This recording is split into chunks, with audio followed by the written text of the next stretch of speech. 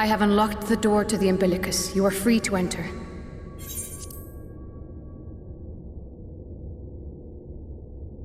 Once you have what you require, I'll see it sealed once more.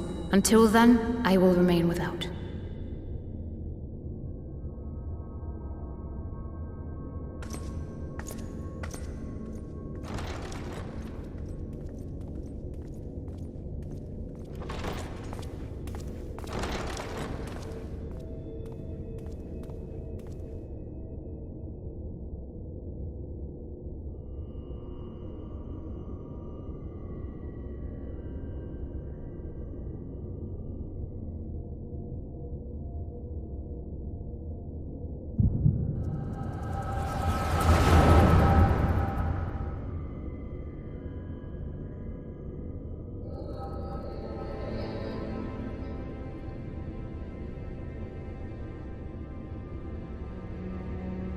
A moment to collect my thoughts, I prithee.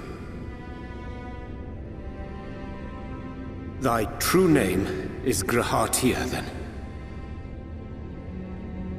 By thy claims, thou too art a native of the Source, though from an age beyond our own, when the 8th umbral calamity hath visited devastation upon our star. Thou hast, by subtle means, reached across the boundaries of time and space to unsow the seeds of catastrophe, ere its creeping vines drag our champion unto an early grave. In essence, yes. A difficult story to swallow, I am sure.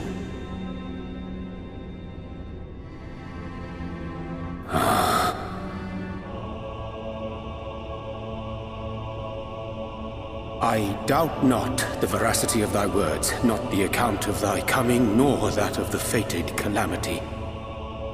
Yet my mind straineth still to apprehend the enormity of this tale. Wouldst thou favor me with a gradual unfolding of its chapters? Certainly. But where to begin? I should start with those great minds who survived the calamity. Sid Garland being perhaps the greatest. In hopes of staying the unending tides of war, he and his fellows pursued all manner of possible solutions. One of these was rooted in a theory which unified several fundamental principles discovered over the course of the Warrior of Light's adventures. It proposed a method by which one could enter the river of time, traverse the rift, and leap between worlds. Perfecting that idea, however, was a work which consumed their lifetimes, and thus was it left to future generations to decide whether theory would be put into practice.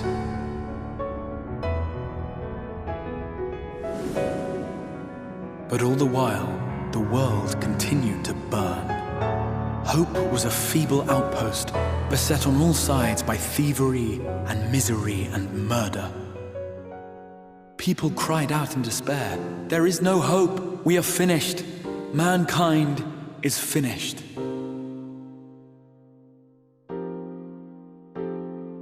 Then others raised their voices in answer. Though we be beyond salvation, those who came before may yet be saved.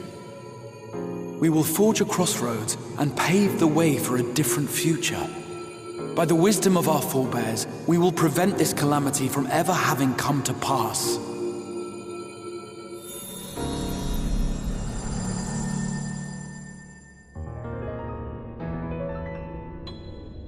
The fighting went on unabated, but some few took up Sid's research and labored to realize those impossible ideas. After 2 centuries of labor, their descendants finally succeeded in awakening the Crystal Tower, an integral part of the process, and, in doing so, roused its caretaker, me.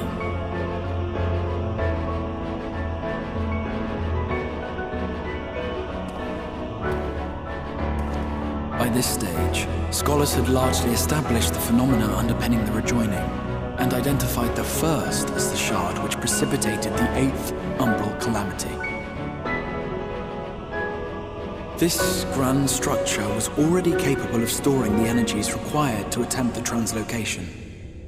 All that remained was to augment some few of its functions based upon the theoretical models of Cid and his compeers. And by means of such technologies didst thou effect thine arrival in the first, to an age before this star had joined with the Source.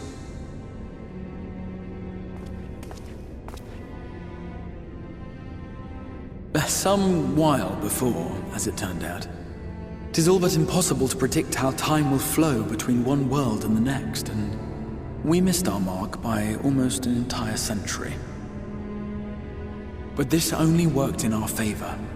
The Sin Eaters could not be defeated without the blessing of light, and summoning the only man who might stand a chance against them would require decades of preparation.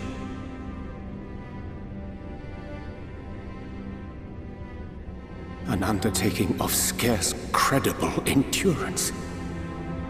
That thou hast kept thy plan from falling into disarray these many years bordereth on the miraculous.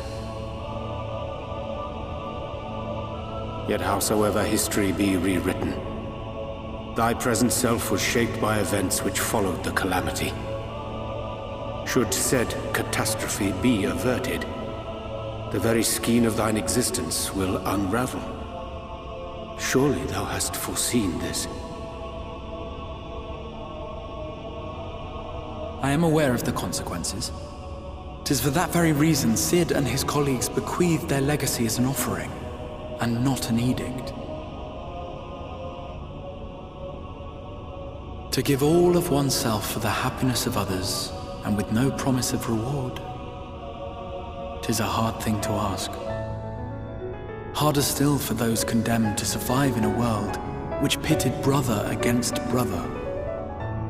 Indeed, you are right to call the execution of this plan miraculous, though the force which held it together was nothing so inexplicable. It was him. The warrior of light has been our unbroken thread.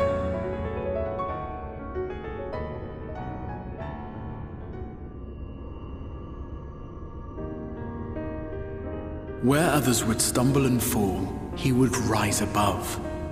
Where others would break and run, he would carry on. The warrior of light's tale is one of unyielding bravery. To tell it was to feel courage. To hear it was to feel hope. It was a breath of inspiration in an age of suffocating shadow. In the histories of a fallen nation was our hero hailed as its greatest ally. In the time-worn pages of a noble's memoirs were his deeds joyously retold. For many, these stories were the flame which warmed them through the coldest of nights.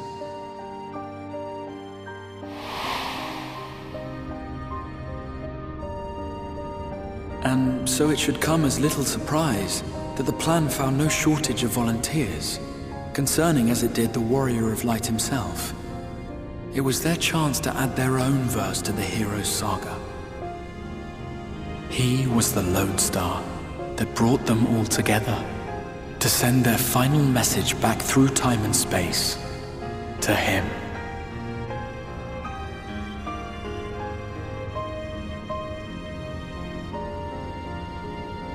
The light of your legacy was our torch in the darkness. Burn bright again and live.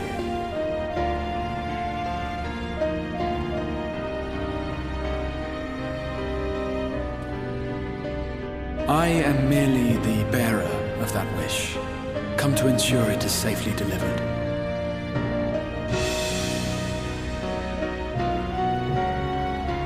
Wherefore sharest thou this burden with me and no other? What wouldst thou have me say? That you will be my accomplice? 'Twas you yourself who convinced me of your suitability when you spoke of how you learned of the Flood, and of your part in arranging Minfilia's journey to the First. Your actions showed uncommon resolve. 'Twas clear you were committed to the cause of saving this world. I knew I could trust you to choose the right path forward, even if that choice came with a heavy price.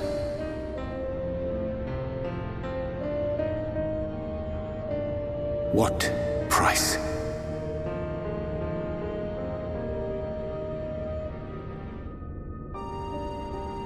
When all is said and done, and the last of the Light Wardens lies slain, I will absorb their corrupted ether, and then I will die. Knowing what I know of your companions, not to mention your champion, they will try to stop me. But in saving one, they would save none. Therefore, I implore you to aid me in concealing my identity and ensuring this tale ends as it must. To this end, I would have you take what I have told you of the Calamity and make of it a portent, a prophetic vision you beheld in the swirling chaos of the Rift.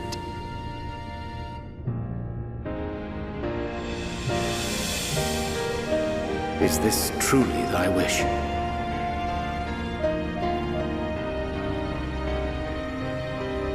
At this point in time, I yet travel with the Warrior of Light in Eorzea, and I would not have matters here interfere with that of all episodes in my life.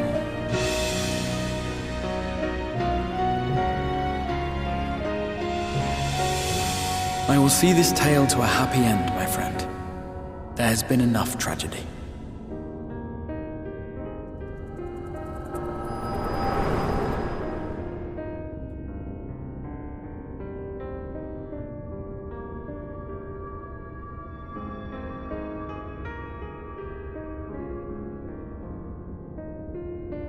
Careful now.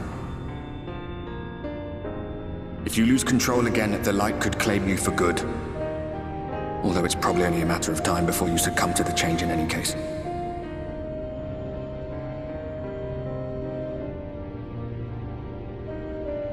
What do you mean to do?